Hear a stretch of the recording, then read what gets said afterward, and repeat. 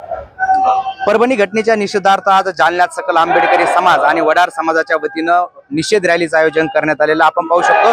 जालना शहरातील मामा चौकापासून या निषेध रॅलीला सुरुवात होणार आहे। हजारोच्या संख्येनं आंबेडकरी बांधव आणि वडार बांधव या रॅलीमध्ये सहभागी झालेले आहेत। कुठेतरी परभणी घटनेच्या निषेधार्थ जालन्यात आंबेडकरी समाज आणि वडार समाज जो तो आक्रमक होताना आपल्याला पाहायला मिळतोय।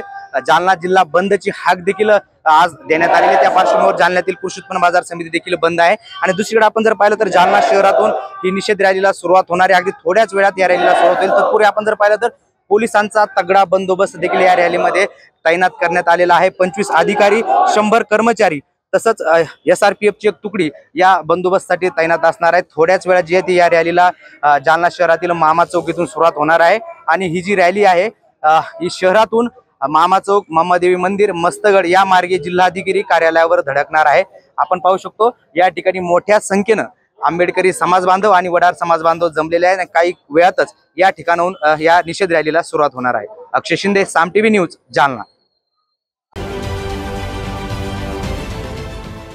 देश विदेशातील प्रत्येक घडामोडींचे लाईव्ह अपडेट मिळवण्यासाठी आता साम टीव्हीच्या सर्व सोशल मीडिया प्लॅटफॉर्मला लाईक, फॉलो आणि सबस्क्राईब करा। तसंच सर्व नोटिफिकेशनसाठी बेल आयकॉन प्रेस करायला विसरू नका।